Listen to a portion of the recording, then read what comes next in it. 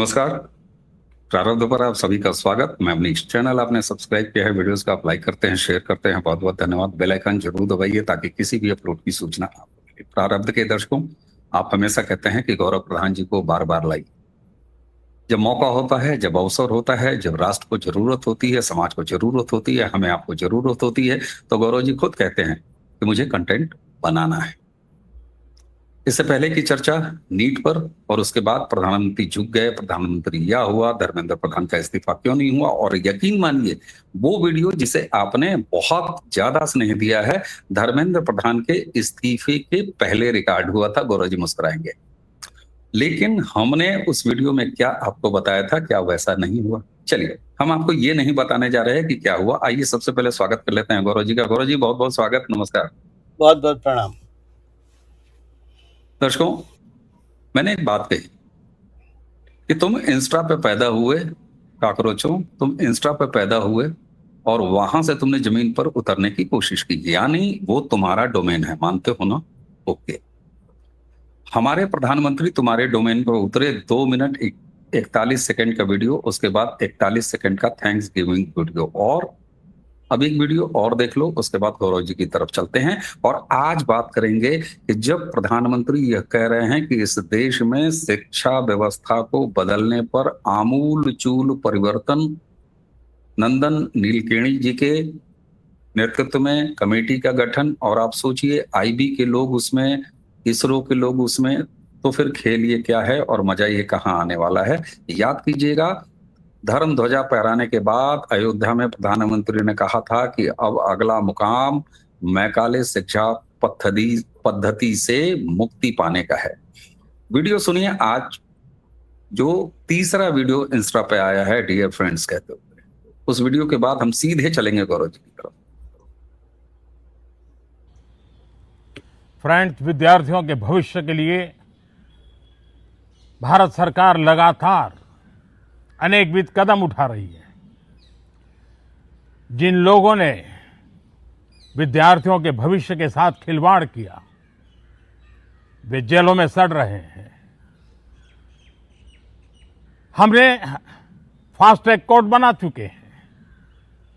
हम कल पार्लियामेंट के अंदर भी कठोर कानूनों के प्रावधान के साथ नया कानून बनाने की दिशा में भी आगे बढ़ रहे हैं। लेकिन हमें भविष्य के लिए सोचना है। हमारी परीक्षा पद्धति विश्वस्त हो, हमारी परीक्षा पद्धति ट्रांसपेरेंट हो, हमारी परीक्षा पद्धति में सबसे ज्यादा अब टेक्नोलॉजी का उपयोग हो।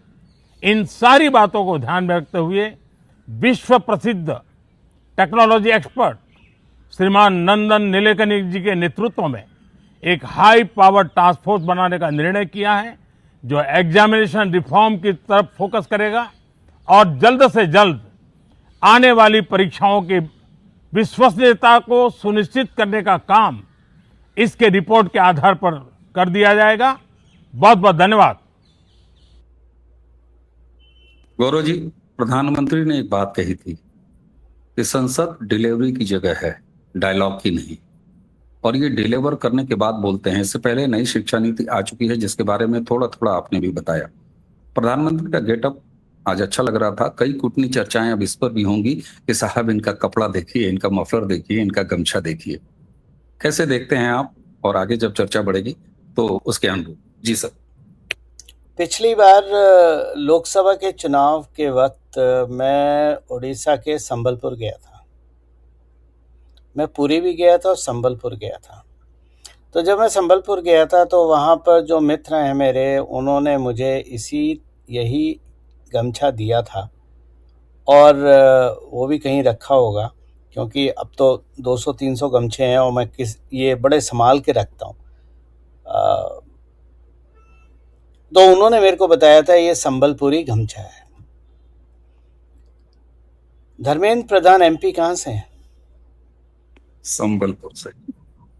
ये पहली बात।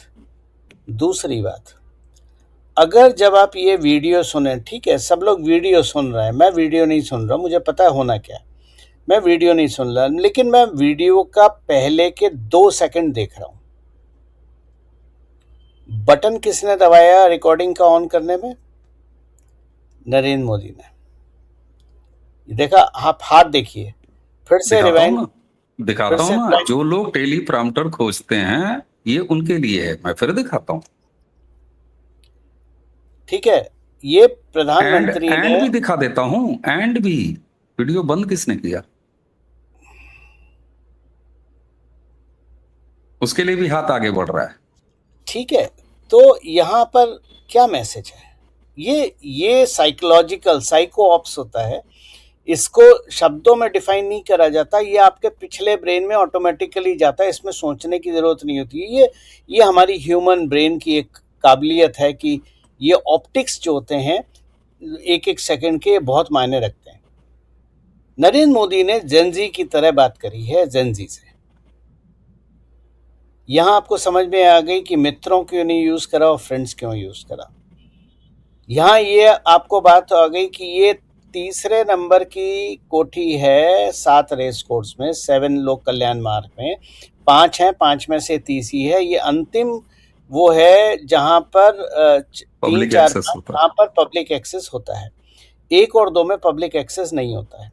नो, ठीक है, तो पब्लिक एक्सेस में तो अब आप सोचिए, पहला वीडियो टिल्टेड था, दूसरा वीडियो टिल्टेड कम था, तीसरा वीडियो फेस टू फेस था, जिसको उन्होंने खुद ऑन करा। अब कोई मूर्ख ही कहेगा कि नरेंद्र मोदी के पास लोग नहीं है इस काम को करने के लिए, अपने आप बनाया। नरेंद्र मोदी के पीछे पूरी, अगर कैमरे के पीछे आप जाके देखेंगे तो पूरी टीम खड़ी होगी। ठीक है, लेकिन और वो टीम कैमरा लेके खड़ी हो सकती है, पहले दिन भी, दूसरे दिन भी, तीसरे दिन भी। तो यहां मोदी जी डायरेक्टली कनेक्ट हुए हैं। अवनीश भाई जो राजनेता होता है, आपको देखिए, भारत में सुब्रमण्यम स्वामी हैं हार्वर्ड के प्रोफेसर, 80 साल की उम्र हो गई, लेकिन आज भी उन्हें बताना पड़ता है मैं हार्वर्ड का प्रोफेसर हूं, मैं आईआईटी में पढ़ाता था। ठीक है, जीवन में क्या करा उन्होंने कोई नहीं जानता। एक भी ऐसा सकारात्मक काम नहीं है जो उन्होंने भारत के लिए करा हो। राम मंदिर की अगर आप बात करेंगे तो मैं लंबी चौड़ी लिस्ट, क्रोनोलॉजी समझा दूंगा कि फेल कैसे हुआ था। पी चिदम्बरम हार्वर्ड के प्रोफेसर हैं और उन्होंने बोला था ये 2 रुपए 5 रुपए के आलू प्याज सब्जी यूपीआई से कौन खरीदेगा, आपको कार्ड मशीन चाहिए, इंटरनेट चाहिए, ये चाहिए, वो चाहिए, दुनिया भर की। रघुराम राजन, उन्होंने बोला था make in India total fail होगा, और राहुल गांधी के एडवाइजर थे, सब फेल हो जाएगा, ये सारा चीजें संभव नहीं है। तो जितने ये महानुभाव हार्वर्ड और ऑक्सफोर्ड से आए, उनका भारत को आगे बढ़ाने का, भारत को बुलंदियों पे पहुंचाने का योगदान क्या था? शून्य। लेकिन ये इंसान, मैं मानता हूं, चलो नरेंद्र मोदी स्कूल भी नहीं गए, जो कि सच नहीं है, लेकिन हम लोगों की बात को मान लेते हैं। इस बंदे ने, और फिर इससे पहले ये तीनों, रघुराम राजन, पी चिदम्बरम और हार्वर्ड के हमारे विराट हिंदू सुब्रमण्यम स्वामी जी, 70-75 साल इस देश ने Harvard economics, London school of economics और ऑक्सफोर्ड की इकोनॉमिक्स को इस्तेमाल करके भारत की इकोनॉमिक पॉलिसी बनाई।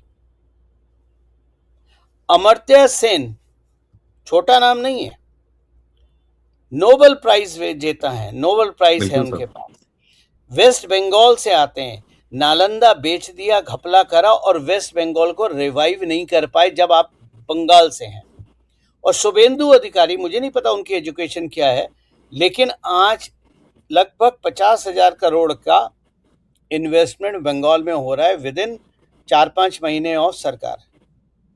चीज बदल रही है। यानी यहां से ये चीज बिल्कुल साबित हो जाती है कि डिग्री का लेना देना कार्य से नहीं है, पेपर डिग्री है, वही मैकेले एजुकेशन है। और इस पे डिटेल में मैं बाद में आऊंगा, पेपर लीक पे। तो ये चाय वाला, आप इसे चाय वाला बोलिए, आप इसे कोई भी गाली दीजिए, पहली चीज जितनी आप गाली देते हैं वो इसका हथियार बन जाता है, वो इससे, उन ईंटों से मकान बना लेते हैं अपना। ये इनकी सबसे बड़ी खासियत है। लेकिन यही वो इंसान है जिसने दुनिया में सबसे बड़ा डिजिटल पेमेंट सिस्टम खड़ा कर दिया। इस बंदे ने दुनिया में सबसे बड़ा डिमोनेटाइजेशन करके करेंसी बचा ली।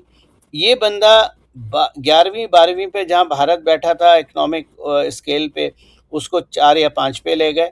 आगे आने वाले 2-3 साल में 2030 तक 3 पे भी जा सकता है भारत। इकोनॉमी 3 साल से स्टेबल है, 150 रुपए ऊपर नीचे बढ़ते हैं, लेकिन इन्फ्लेशन 4 से कम है, या कहें 5 से कम रहता है इन्फ्लेशन। नरेंद्र मोदी ने क्या करा? हार्वर्ड की इकोनॉमिक्स यूज नहीं करी, ऑक्सफोर्ड की नहीं करी, लंदन स्कूल ऑफ इकोनॉमिक्स की नहीं करी, आईआईटी की नहीं करी, ये सारी नहीं करी, क्योंकि वो कभी गए नहीं वहां पर। लेकिन नरेंद्र मोदी ने क्या करा? कौटिल्य अर्थशास्त्र इस्तेमाल करा।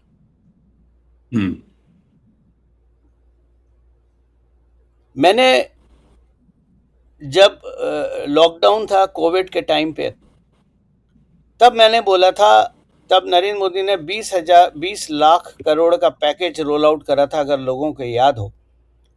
और नरेंद्र मोदी जी ने वो पैकेज किसी स्टिमुलस पैकेज बना के, जो कि सारे चार्टर्ड अकाउंटेंट, फाइनेंशियल एडवाइजर और फाइनेंशियल एक्सपर्ट बोल रहे थे करने के लिए कंपनियों को, नरेंद्र मोदी ने उल्टा करा। वो पैसा लोगों के हाथ में दिया ताकि लोगों की परचेजिंग पावर बढ़े और डिमांड बढ़े। डिमांड बढ़ेगा, प्रोडक्शन बढ़ेगा, प्रोडक्शन बढ़ेगा, एम्प्लॉयमेंट बढ़ेगा और पूरा इकोनॉमिक साइकिल चालू हो जाएगा। ये आपको कहाँ मिलेगा? कौटिल्य अर्थशास्त्र में। ठीक? तो जैसे एक बुक आती है आर्ट ऑफ वॉर, चाइनीज संत उसकी, और मैं लोगों को बोलता हूं वो मत पढ़ो, आप कौटिल्य अर्थशास्त्र पढ़ लीजिए चाणक्य का, आपको सारी स्टेट क्राफ्ट समझ में आ जाएगा। तो अब हम बात करते हैं। तो आपने जो वीडियो दिखाया, बहुत सारे मित्रों ने, मैंने एक आध कमेंट पढ़े, वैसे भी बुरा मत मानिएगा, पर आपके चैनल के नीचे कुछ बहुत ही विद्वान लोग हैं जो हमें और आपको पता नहीं क्या क्या बोल देते हैं। खैर, उनकी मर्जी है, फ्री मीडियम है, इंटरनेट लगभग फ्री है, छाप दो, क्या फर्क पड़ता है, दिमाग थोड़ी ना इस्तेमाल करना है। तो कुछ लोगों ने मेरे चैनल पे भी आके, टेलीग्राम चैनल जिसका लिंक यहाँ दिया हुआ है, उसमें मेरे को पूछा कि नरेंद्र मोदी ने मिस्टेक करी, नरेंद्र मोदी और अमित शाह ने मिस्टेक करी, इनको पहले दबा देना चाहिए था। पहले दिन ये लोग सो रहे थे, आईबी सो रही थी, रॉ सो रही थी, अगर ये विदेशी कुछ था तो कर क्या रहे थे, ये इतनी देर वेट क्यों करा? मुझे एक बात बता दीजिए, आयुर्वेद में और एलोपैथ में फर्क क्या है? एलोपैथ की जब आपको बुखार होता है, खांसी होती है, फ्लू होती है, आप एलोपैथ की गोलियां लेते हैं, क्रोसिन लेते हैं या डोलो लेते हैं, या जो भी आउटपटांग दवाइयां लेते हैं, आपका प्रमोशन कर रहे हैं आप सर, आपका सिर दर्द सप्रेस हो जाता है, लेकिन फिर कुछ समय बाद फिर उभर आता है। आयुर्वेद क्या करता है? समय लेता है, बीमारी को उभरने देता है। जब वो बीमारी पूरा फोड़ा फुंसी पूरी उभर आती है, पस बाहर निकलने लगता है सब, उसके बाद वो दवाई से उसको जड़ से हटाता है। और मैंने कई बार पहले भी लिखा है कि नरेंद्र मोदी आयुर्वेद सर्जन है, नरेंद्र मोदी एलोपैथ वाले नहीं है। अब तीसरी बात, नरेंद्र मोदी ने हथियार डाल दिए। नरेंद्र मोदी ने धर्मेंद्र प्रधान का रेजिग्नेशन करवा दिया, ये नहीं कराना चाहिए था, और दुनिया भर की उस तरह की बातें।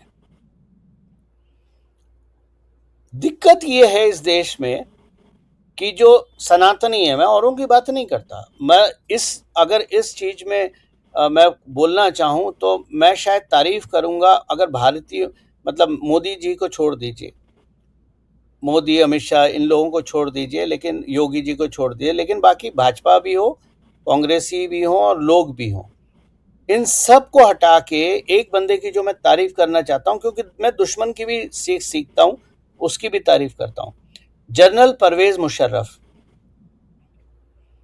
पाकिस्तान के हम्म, आर्मी चीफ थे और उसके बाद पाकिस्तान के राष्ट्रपति भी बने।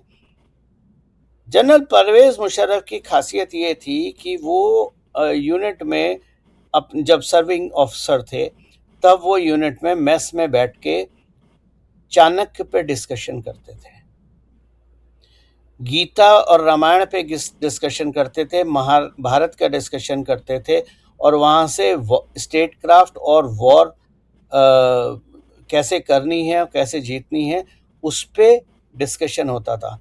हमारे यहाँ आपके हमारे घर में पीले कपड़े लाल कपड़े में लपेट के रख देते हैं, हम उससे सीखते नहीं है।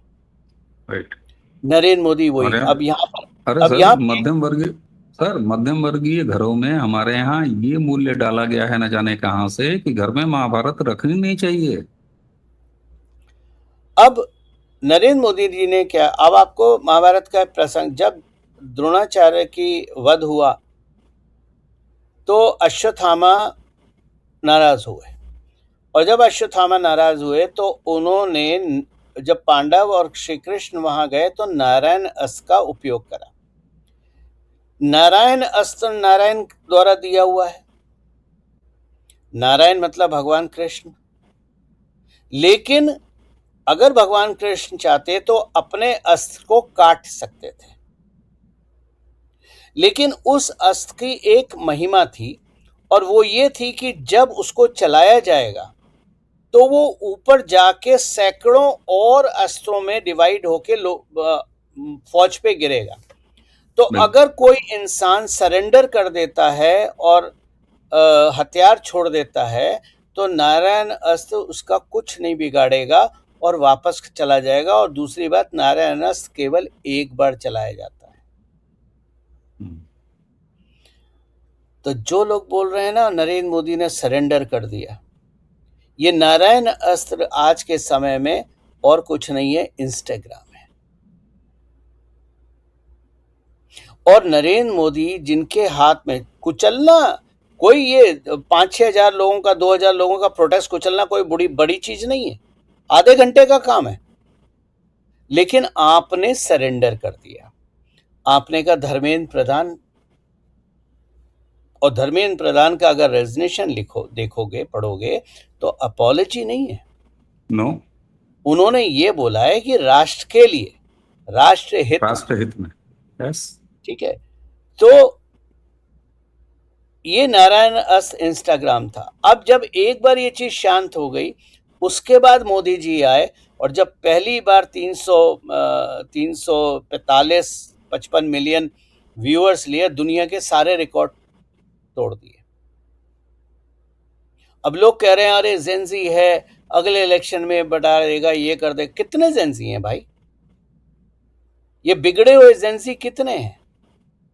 10,000, 20,000, 30,000 पूरे देश में, इससे ज्यादा तो नहीं है ना।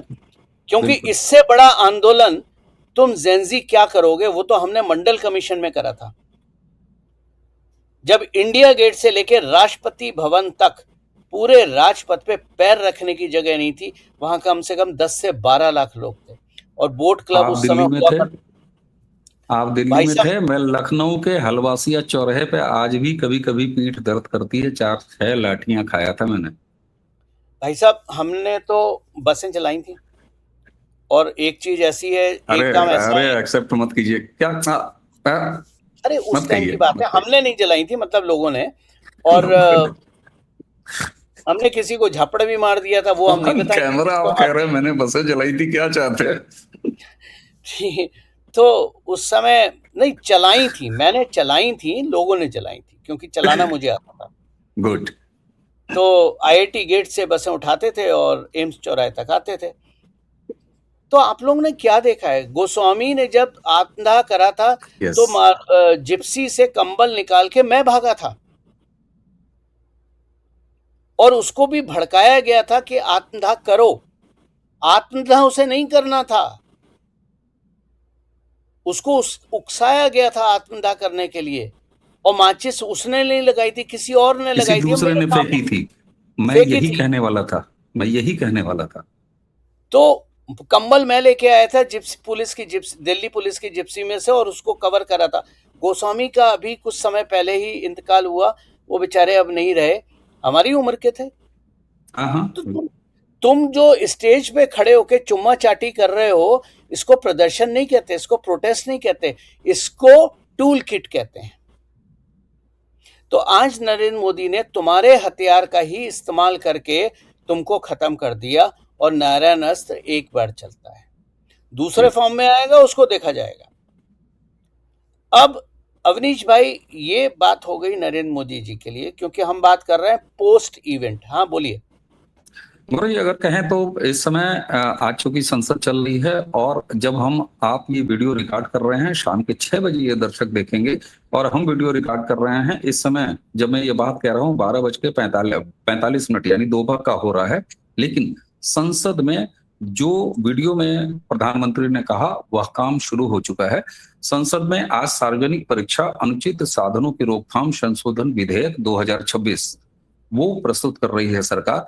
इसमें जितेंद्र सिंह जो लोकसभा में केंद्रीय मंत्री हैं, उन्होंने उनको पेश करना है, और पेपर लीक और परीक्षा में होने वाली धांधली पर रोक लगाना, और 2024 यानी नरेंद्र मोदी सरकार ही जो पुराना कानून लाई है उसको और सख्त बनाया जा रहा है। जो हाइलाइट्स अभी तक आ रहे हैं वे हैं व्यक्तिगत दोषियों के लिए 5 से 10 साल तक की कैद, 50 लाख रुपए तक का जुर्माना।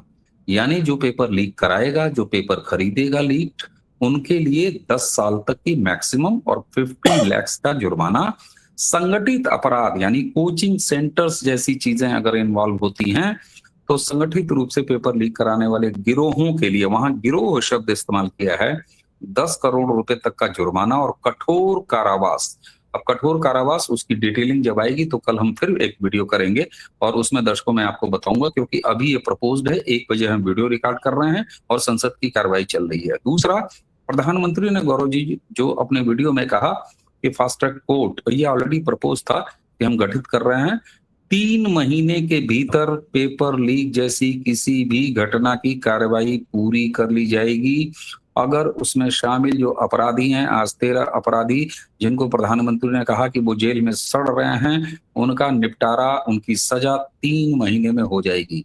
तो मुझे नहीं लगता कि भारत के इतिहास में इससे बड़ा कड़ा और कठोर कानून कोई आने जा रहा है। अब आप मृत्यु दंड की ही अपेक्षा कर सकते हैं। कोचिंग माफियाओं पर 10 करोड़ का जुर्माना, कठोर कारावास जिसमें आजीवन तक हो सकता है, ऐसे मेरे इन्फॉर्मल सूत्र बता रहे हैं। वो डिटेल आने पर पता चलेगा। अगर कोई व्यक्तिगत आदमी है तो उसे 10 साल की कैद, 50 लाख का जुर्माना। गौरव जी प्लीज ये डिटेल रख देना ज्यादा जरूरी था, क्योंकि आप भी उसी समाधान पर बात कर रहे हैं सर।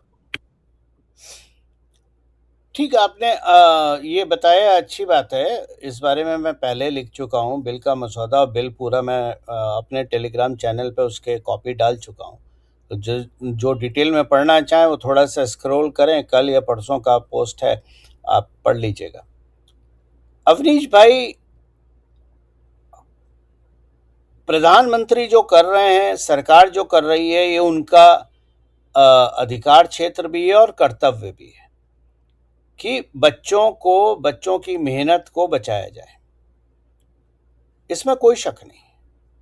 और सरकार नहीं करती तो शायद मैं भी सरकार के खिलाफ बोलता, लेकिन सरकार कर रही है, और ये देखा गया है कि संवेदनशील सरकार है, क्योंकि कांग्रेस के टाइम में तो कोई ऐसा प्रावधान नहीं था। सब जिसने भी लीक करा, अब आप देख लो पंजाब में क्या हुआ है। पंजाब में पेपर लीक हुआ, कोई कुछ नहीं कर रहा। कर्नाटक में लीक हुआ तो उन्होंने डीएम को रिस्पॉन्सिबल दे दिया, कोई मंत्री अपने हाथ झाड़ लिए। तो जहां तक राष्ट्र की बात है, अगर उसमें कोई काम करेगा तो भाजपा ही कर सकती है, और कोई कर नहीं सकता। लेकिन मेरा प्रश्न दूसरा है।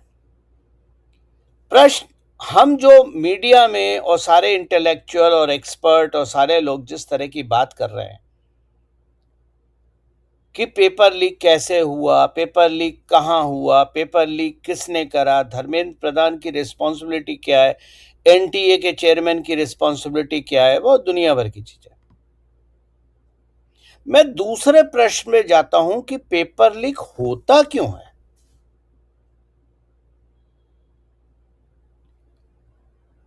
भाई पेपर लीक आज की बात नहीं है। मैंने पिछले वीडियो में समझाया था कि हमारे जमाने में कुंजी होती थी, गेस्ट पेपर होता था, वही प्रोफेसर लिखते थे। उसके बाद समय आया, प्रोफेसर 4-5 बच्चों का ग्रुप बना के ट्यूशन देते थे। फिर हुआ लोकलाइज्ड कोचिंग सेंटर हुए, मतलब एक ही सेंटर है, ये नहीं कि उसकी सारी जगह।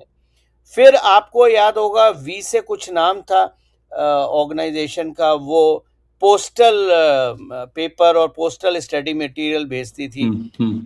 20-25 हजार रुपए का उस समय आता था, या शायद याद नहीं 5-10 आ रहा है मुझे, वो बड़ा विद्या, अच्छा एस्टेब्लिश ब्रांड था। हाँ विद्या वी से कुछ नाम था, मेरे को हाँ, ठीक से याद दर्शक लिखेंगे, दर्शक लिखिए, क्योंकि दर्शकों ने कल बड़ा जवाब दिया है झाबा वाला सीरीज का, विकास गाइड का, और वो कुंजियों के नाम लोगों ने कल लिखे हैं जी। अच्छे लोग, मतलब वही मैं कह रहा हूँ ना, ये अच्छा है, आप लोग पार्टिसिपेशन कीजिए डिस्कशन में, वही अच्छा लगता है, ताकि लोगों को अच्छी नॉलेज मिले। गाली गलौज करने से कुछ नहीं हो, मेरे को गालियां देने से मैं वीडियो बनाना बंद नहीं कर दूंगा, अवनीश भाई को गाली देने से वो उनका चैनल नहीं बंद होने वाला। हमें जो करना है वो करेंगे। तो उसके बाद समय आया जब कोचिंग बढ़ा, और कोचिंग का फिर फ्रेंचाइज मॉडल आया, जैसे कृष्णा कोचिंग था उस समय, कृष्णा सबसे पहले से कानपुर से निकल के बाहर वही गया, नोएडा तक। ठीक है ना, कानपुर से निकल के बाहर वही गया। उसके बाद फ्रेंचाइजी मॉडल आया, अब मल्टी बिलियन माफिया बन गया है। छोटी सी बात, आपने देखा होगा नीट परीक्षा जो फिर से हुई, उससे 5 दिन पहले टेलीग्राम बंद कर दिया था, और सारे इंटेलेक्ट टेलीग्राम बंद करा, तो मेरा भी बंद हो गया, मैं भी कुछ नहीं लिख पाया। लेकिन मैंने कहा 5 दिन क्या 10 दिन बंद कर दो, कोई दिक्कत नहीं, मैं वैसे भी घूम रहा था, मुझे जरूरत ही नहीं थी। लेकिन टेलीग्राम बंद क्यों करा, व्हाट्सएप बंद क्यों नहीं करा, ये कोई नहीं सोच रहा। कारण ये है कि टेलीग्राम ही एक ऐसा ऐप है जिसमें आप 4 साल पीछे जाके अपनी पोस्ट को एडिट करके और उसकी जगह नई पोस्ट डाल सकते हैं। ओके। अब इसके दो पहलू हैं, और पोस्ट केवल टेक्स्ट नहीं, आप पिक्चर भी बदल सकते हैं। तो अब मान लीजिए आज मैंने नीट का पेपर दिया, शाम को मैं घर आया, मेरे पास पेपर है या क्वेश्चन मुझे याद है, जो भी, मुझे नहीं पता फिजिकल मिलता है नहीं मिलता है, लेकिन क्वेश्चन तो आपको याद होंगे, आपने क्वेश्चन लिखे।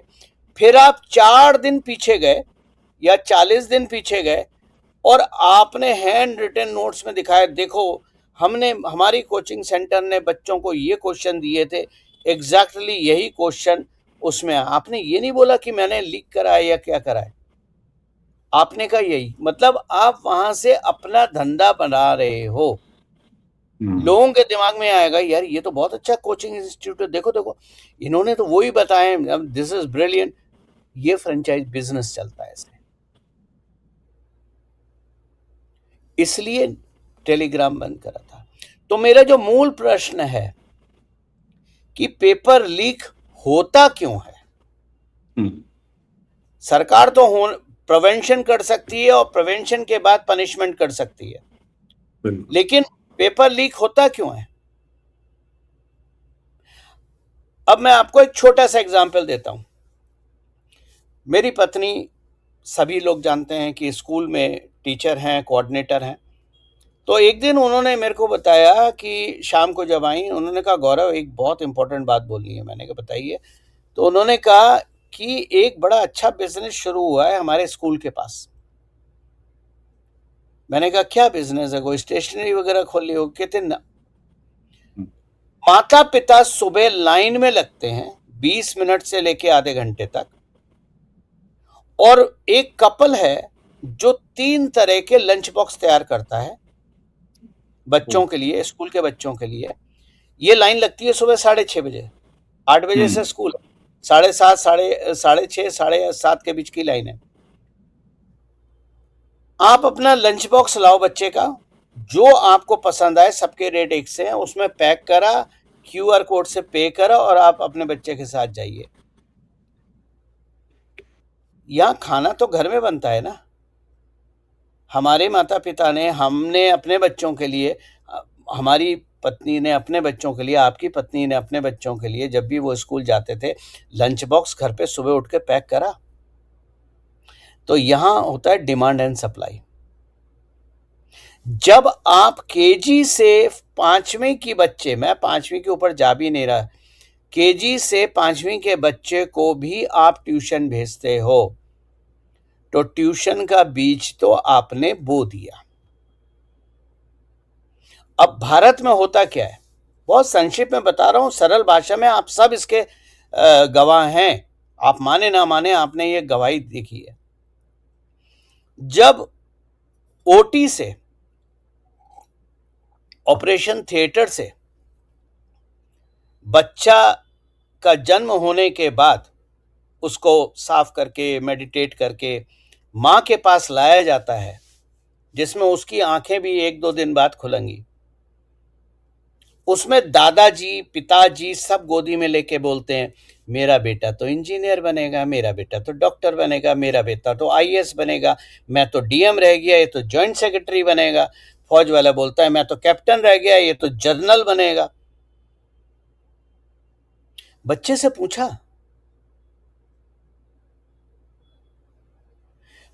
पूछा, उसका वो अभी कुछ नहीं है, वो 5 साल बाद, 6 साल बाद, 10 साल बाद उसका, बिकॉज हर बच्चा यूनिक है। अवनीश भाई, हम स्क्रीन पे 2 लोग बैठे हैं, दुनिया में 8 बिलियन पीपल हैं। Rarest of the rare case होगा जहां हम दोनों की शक्ल का कोई मिल जाए। मार्स का, मून का, सैटर्न का, जुपिटर का मैं नहीं कह सकता, मैं वहां गया नहीं हूं, राइट। दूसरी बात, कॉम्प्लेन नहीं पियोगे तो मेरा बच्चा बड़ा नहीं होगा, बॉर्नवीटा नहीं पियोगे तो तंदुरुस्त नहीं बनेगा, हॉर्लिक्स नहीं पियोगे तो लंबा नहीं होगा। आपकी शरीर की कद काठी आपके डीएनए पे होती है, हॉर्लिक्स, चॉकलेट और ये नहीं होती है। और शुद्ध घर के भोजन पे होती है, जिसका पूरा दारोमदार मां पे होता है, मेड पे और कुक पे भी नहीं होता है। खरा आपने, मैं मिडिल क्लास फैमिली की बात कर रहा हूं, अपर क्लास बिल्कुल सर। किसी की बात नहीं कर रहा, लोअर क्लास की बात कर ही नहीं रहा, क्योंकि वो सब कुछ खुद करते हैं। मैं, क्योंकि हम मिडिल क्लास, बिल्कुल रईस हो गए सिविक सेंस समझने से पहले मैं- और पेरेंटिंग समझने से पहले। तो आप अभी बच्चा जन्म लिया है, उसकी आंखें नहीं खुली हैं, उसको पता नहीं आगे क्या करना है, आपने डिग्रियां ठूसनी शुरू कर दी। क्योंकि भारतीय समाज फैंसी डिग्री के लिए इतना इंटॉक्सिकेटेड है कि अगर आप आईआईटी में नहीं हो तो आप इंजीनियर नहीं हो, अगर आप टॉप मेडिकल कॉलेज में नहीं हो तो आप डॉक्टर नहीं हो, या मेडिसिन करनी है तो एमबीबीएस ही करनी है, और उसके बाद कार्डियोलॉजी में ही करना है एमडी, क्योंकि कार्डियोलॉजी में सबसे तगड़ी कमाई होती है, ऑर्थोपेडिक्स में उतनी नहीं होती है। तो आप जब बच्चे का प्रोफेशन डिसाइड कर रहे हो, जब पानी बरसता है, तो पानी जब धरती पे गिरता है तो वो एक नेचुरल पाथ लेके चलना शुरू कर देता है। हम जब वो नेचुरल पाथ डिस्टर्ब करते हैं, अपने हिसाब से मोड़ते हैं, तभी बाढ़ आती है, तभी आपका भूस्खलन होता है और सारी चीजें होती हैं। हमने वही करा जो एक बच्चे की नेचुरल ग्रोथ है, उसका जो नेचुरल पैशन है, उसको हमने अपने हिसाब से मोड़ दिया। हो सकता है उसको फोटोग्राफर बनना हो, म्यूजिशियन बनना हो, आर्टिस्ट बनना हो, थिएटर आर्टिस्ट बनना हो आपकी तरह, या कुछ और बनना हो। राइट। मैं आज भी बोलता हूँ हम, और मैं एक्सेप्ट करता हूँ, हमारे पेरेंट्स में भी ऐसे ही था, क्योंकि हम इंजीनियर्स फैमिली से हैं। दादाजी से लेके मेरे बच्चे तक सारे इंजीनियर हैं, पत्नी सब इंजीनियर्स हैं। मतलब मेरा मेरा मेरा मेरा ब्रदर इन लॉ भी इंजीनियर है, सब इंजीनियर है। लेकिन अगर आज मैं पीछे सोचूं तो मुझे फैशन डिजाइनिंग में, मैं NIFT में 5वीं रैंक होल्डर था, लेकिन पिताजी ने बोला था टेलर बनेगा। मुझे भी तो कह लेने दीजिए, हाँ, मुझे भी बोलिए कुछ बोलिए। कह लेने दीजिए, ये सामने बैठा हूं। NSD national school of drama, जिस समय डायरेक्शन में 13 पोस्ट, 13 सीटें और अभिनय में 13 सीटें, एनएसडी निकाला हमने। और मेरी माँ ने कहा कि एक ही लड़के हो, नचनिया बनोगे।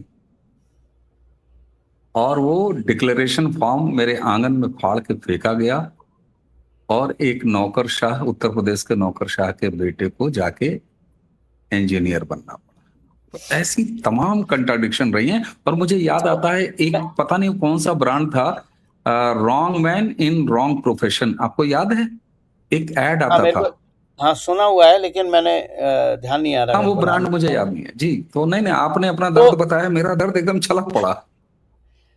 तो फैशन डिजाइनिंग में तो मैं नहीं जा पाया, लेकिन पिछले 29 साल से मैं अपने परिवार की जो नारियां हैं, जो हमारी माताएं हैं, बहनें हैं, मेरी पत्नी है, उनके आज भी ड्रेस डिज़ाइन मैं ही करता हूँ। जब साड़ी लेने का बात आती है, उनका ब्लाउज बनाना का बात आती है, तो उसका डिज़ाइन, फैब्रिक, सारी चीज़ें मैं सेलेक्ट करता हूँ और मुझे 10 मिनट लगते हैं। और मैं ओपन चैलेंज दे रहा हूँ, जिन लोगों को भी मेरे एसएलपी क्लास के लोगों को भी मैं शॉपिंग पे ले जाता था, उनमें भी कई महिलाओं के मैंने मदद करी है, वो भी इस बात को वाउच करेंगी कि मेरा वो सेंस इसकी है। क्लिप काटी जाएगी गुरुजी, तो इस वीडियो की आज क्लिप काटी जाएगी, मैं बता तो रहा हूँ आज आपको। तो आज अवनीश भाई 30 साल मेरे शादी को हो गए, 35-40 साल कॉर्पोरेट वर्ल्ड में हो गया। आज मैं, जो मैंने इंजीनियरिंग पढ़ी थी, और वो भी भारत के बहुत अच्छे इंस्टीट्यूट से, उसका मेरा कहीं यूज नहीं है, लेकिन वो जो मेरा पैशन था वो आज भी है। तो हम क्या करते हैं, बच्चा पैदा होता है, हम उसका पैशन छोड़ देते हैं, हम अपना थोप देते हैं। जब आपके मार्केट में डिमांड ज्यादा होगी तो सप्लाई तो कोई करेगा ना, क्योंकि पेपर कौन लिख रहा है? रोबोट तो नहीं लिख रहा है ना। पेपर कोई ह्यूमन ही लिख रहा है, कोई टीचर लिख रही है, कोई प्रोफेसर लिख रहा है, कोई एकेडमिशियन लिख रहा है, कोई तो लिख रहा है ना। आपने उसको कमरे में बंद करके पेपर लिखवा लिया, आपने उसके दिमाग को तो वाइट वॉश नहीं कर पाए ना। तो जब मार्केट में डिमांड है और मुझे अपने बेटे को मेडिसिन में भेजना ही भेजना है और मैं उसको 1 करोड़ रुपए खर्च बहाने के लिए तैयार हूं, तो मैं तो पेपर खरीदूंगा। बिल्कुल। जिस दिन, और ये सारे माता पिता के, उसमें क्या होता है, अब किसी ने मेरे को लिखा कि सर कमजोर बच्चे हैं उनके लिए ट्यूशन है। बच्चा कमजोर क्यों है? अगर आप मैथ्स में कमजोर हैं तो आप मैथ्स में कमजोर क्यों हैं? क्योंकि आपको मैथ्स अच्छी नहीं लग रही है। हाँ, कुछ और आप पढ़ो भाई। आप बायो में कमजोर हैं, क्यों कमजोर हैं? क्योंकि आपको बायो लंबे लंबे नाम याद नहीं हो रहे हैं, केमिकल फॉर्मूला याद नहीं हो रहा, इसलिए केमिस्ट्री में वीक है। देखो, जो एकेडमिक हेल्प है टीचर और प्रोफेसर से, वो वहां तो हो सकती है जहां आपका कंफ्यूजन है, लेकिन अगर आप वीक हैं तो इसके मतलब वो सब्जेक्ट आप थोप रहे हैं अपने पे, तो आप बच्चे को नेचुरल उसमें जाने दीजिए। मैं अपनी बात करना नहीं चाहता, लेकिन मेरे परिवार में 6 बच्चे हैं। एक ने चुना फॉरेंसिक साइकोलॉजी, कोई दिक्कत नहीं, उसका इंटरेस्ट था लोगों को पढ़ना, लोगों की प्रॉब्लम, वो उसमें गए। जेल में भी काम करती है वो, हॉस्पिटल में भी काम करती है बेटी, हर जगह। एक का हमारे टेबल पे हम डेटा साइंस की बात करते रहते थे, तो उसका डेटा साइंस में इंटरेस्ट बनने लगा। एस्ट्रोफिजिक्स से शुरू हुआ था, डायनासोर स्टडी से शुरू हुआ था, डेटा साइंस पे हुआ, इंजॉइंग हिज लाइफ। तीसरा, उसका इंटरेस्ट था उसमें एनिमेशन में, वो अपना एनिमेशन स्टूडियो चला रहा है। तो आप बच्चे को बहने दीजिए, राइट। आप एक गाइड की तरह खड़े रहिए, जैसे नहर के 2 किनारे होते हैं ना, ताकि पानी इधर उधर ना जाए। आप माता और पिता दोनों का रोल है, बच्चे को बहने दीजिए। वो फ्रेश वाटर का स्ट्रीम है, जिसको बहने दीजिए। उसको अपनी ऊर्जा अपने आप लेने दो, अपनी पसंद अपने आप लेने दो। जिस दिन आपने ये करना शुरू कर दिया माता पिता ने, क्योंकि आज माता पिता क्या चाहते हैं, उनका बिजनेस कार्ड हो, मेरा बेटा आईआईटी से, मेरी बेटी Right. एम्स से, मेरा बेटा आईएएस है, आईपीएस है, मेरा बेटा कर्नल है। अरे उसको कर्नल में इंटरेस्ट नहीं है भाई, वो स्टेज करना चाहता है। खैर कर्नल की बात नहीं करते फौज की, क्योंकि फौज में तो एसएसबी के ही 5 राउंड है, कर लो तुम कितना, पेपर कभी लीक हो ही नहीं सकता वहां का, ठीक है ना। वो तो 10 किलोमीटर की दौड़ लगवाएंगे ना सुबह, 10-25 किलोमीटर की, तो सारी सारी चीजें लीक हो पेपर जाती, निकल के साथ में आ जाएगी। सारी चीज लीक हो जाएगी सर। तो पॉइंट ये है, जो जिस वजह से मैंने आपसे वीडियो करने को बोला था, वो ये बात था, मैं माता पिता से बात करना चाह रहा था हम्म, कि पेपर लीक हुआ ठीक है, पेपर सरकार कुछ कर रही है ठीक बात है, पेपर फिर से हो गया ठीक बात है, लेकिन पेपर लीक हुआ क्यों? राइट। पेपर लीक इसलिए हुआ क्योंकि पेपर में आएगा क्या उसकी डिमांड है उन बच्चों के माता पिता के जिनके बच्चे उस कंपटीशन में नहीं जा सकते। जो माता पिता के बच्चे मेडिसिन के लायक नहीं हैं, उनको डॉक्टर बनाने के लिए माता पिता पैसे फेंक रहे हैं। मैंने यहां बिल्कुल। नालायक शब्द इस्तेमाल करना नहीं चाह रहा, क्योंकि कोई हाँ, बच्चा नालायक नहीं होता है, नालायक नहीं होता, बिल्कुल कोई बच्चा नालायक नहीं होता। किसी को कभी नहीं सर। स्टेज पे, किसी को स्टेज है एनएसडी भेजो, किसी को फैशन में निफ्ट भेजो, 50 और है, एनिमेशन है। हमारे टाइम में तो 5 प्रोफेशन थे, आज तो लिस्ट ही खत्म नहीं होती है। मैंने अभी एक पूरा आर्टिकल लिखा था कि आप क्या क्या कर सकते हैं। 14 साल का बच्चा 150 करोड़ की कंपनी चला रहा है, गांव में बैठ के करता क्या है, गोबर बेचता है और गौमूत्र बेचता है, जैसे वर्मी कंपोस्ट कहते हैं। 14 साल का। हम्म। और अभी मेरा विलेज टूरिज्म की, जैसे आपको पता है मैं वर्कशॉप करता हूं, अगले हफ्ते है, मैंने एक सज्जन को बुलाया है। और कमाल की बात अवनीश भाई, उनका पीएमटी में क्रैक हो गया था, उनको भारत का नंबर 1 मेडिकल कॉलेज मिला था, क्योंकि वो रैंक होल्डर थे 10 से नीचे।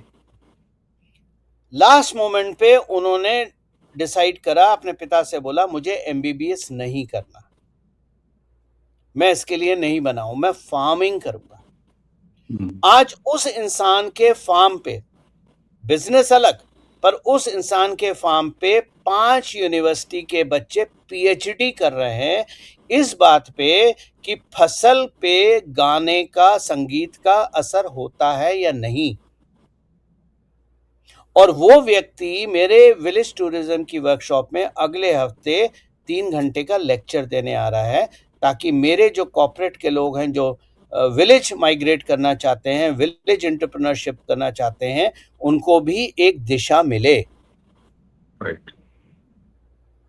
तो मैं माता पिता से बात करना चाह रहा हूं कि आप प्रोफेशन को बच्चे को क्यों थोप रहे हैं।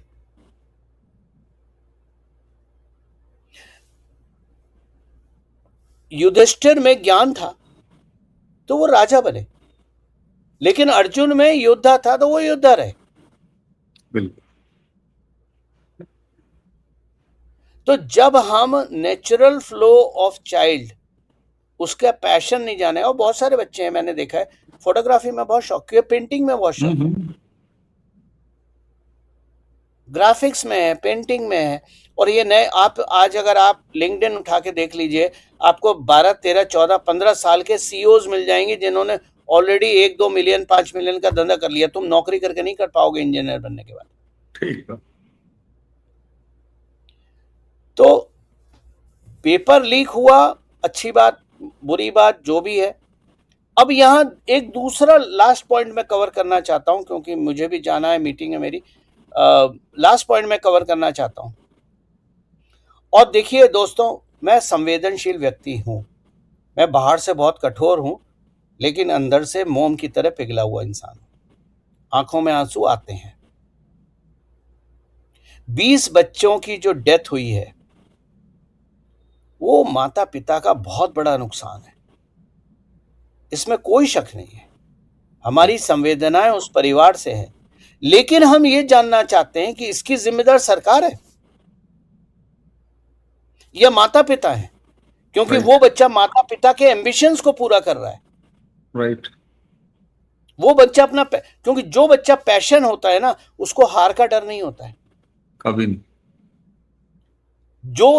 जो कोई काम प्रोफेशन चुन रहा है, जो थोपा गया है उस पे, माता पिता को बुरा ना लगे, उस पे गिल्टी फील होता है, और उसके बाद वो इस तरह के एक्सट्रीम। तो माता पिता की पेरेंटिंग कहां है? और यहां मैं एक शब्द सिखाना चाहता हूं, अपने बच्चों को हारना सिखाइए।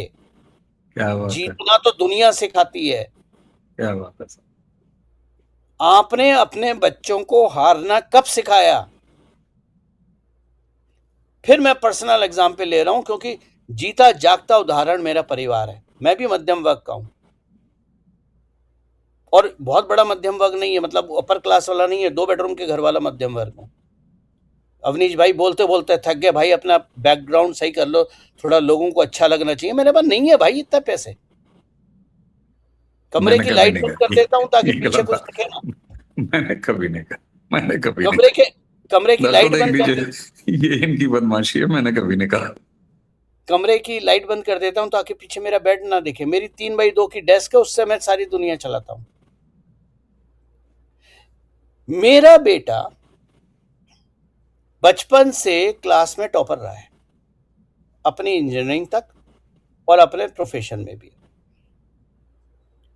ये बात है शायद 2017 या 18 की। उसमें एरोगेंस आने लगी थी कि मुझे कोई हरा नहीं सकता, आई एम द बेस्ट। हम भी स्कूल जाते थे, पीटीएम में वो एनुअल जो भी होता है उनका, और थैला लेके जाते थे कि 4 अवार्ड मिलेंगे, 5 मिलेंगे, 6 मिलेंगे, और ट्रॉफियां मिलती थी। तो लेके कहां से आए? तो थैला लेके जाते थे। लोगों ने मेरे घर की दीवारें अगर देखी हो तो अवार्ड ही अवार्ड भरे पड़े, मतलब अब तो गिन भी नहीं, अब तो ड्रॉर में भरे पड़े। हमने टीचर से रिक्वेस्ट करी, मैम कुछ भी जुगाड़ करो, मुझे इसको फेल देखना है। कहती सर कैसे कर सकते हैं? मैंने कहा टफ क्वेश्चन दो, कहीं गलती निकालो, मुझे इस फेल मत करो। फेल वो नहीं हो सकता, आप कितनी कोशिश कर लो वो फेल नहीं हो सकता, लेकिन मैं चाहता हूं इसकी रैंक गिरे, एक बार गिरे, एक एग्जाम में गिरे, क्योंकि मुझे उसे सिखाना था कि हार कैसे एक्सेप्ट करी जाती है। राइट। सक्सेस का ज्ञान हर इंसान देता है। सैकड़ों लाखों यूट्यूब वीडियो मोटिवेशन के भरे हुए होंगे सोशल मीडिया पे, लेकिन कोई ये नहीं कहता कि हारना भी सीखना चाहिए। और जो बच्चे हारना नहीं सीखते हैं, या तो वो एरोगेंट हो जाते हैं और या फिर एक्सट्रीम स्टेप लेते हैं। तो माता पिता, आज का वीडियो का मूल आधार, वैसे तो बहुत बातें हैं, फिर कभी करेंगे, लेकिन आज जो मैं बात करना चाह रहा था वो ये करना चाह रहा था कि पेपर लीक होता ही क्यों है, बिल्कुल। और वो माता पिता के एम्बिशंस होता है। लोग कहेंगे आप हर बात पे माता पिता लाते हो, भाई बीज को तो किसान पालेगा ना। किसान ने गन्ना उगाया है, हम किसान की बात करेंगे या सीधे शुगर केन फैक्ट्री की बात कर लेंगे कि चीनी काली है, पीली है, हरी है? वो फैक्ट्री में तो बाद में पहुंचेगी। तो देखिए माता पिता, बच्चे आपके हैं, आप एग्जाम दिलाइए, जो करिए आपकी बड़ा। मेरा फर्ज बनता है, क्योंकि मैं एक पिता भी हूं और बच्चों का पिता भी हूं, और अपने जो मेरा क्लोज फैमिली सर्कल है उसमें लगभग हर बच्चे को मैं समझाता हूं और उसको मेंटर करता हूं। मैं अपने सेशन भी करता हूं जहां पर मैं कोशिश करता हूं बच्चों को पेरेंटिंग माता पिता को, जो यंग माता पिता है उनको पेरेंटिंग समझाना। और बहुत सारी चीज़ें पेरेंटिंग में, टीवी भी आता है, फ़ोन भी आता है, दुनिया भर की चीज़ें होती हैं।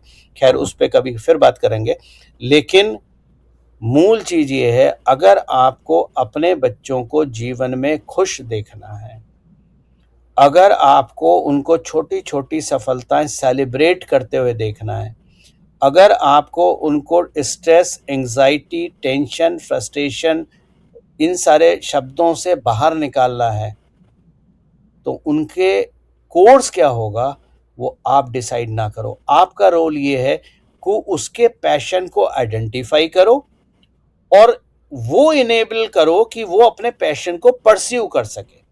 बिल्कुल प्रोफेशनल लेवल पे परस्यू कर सके।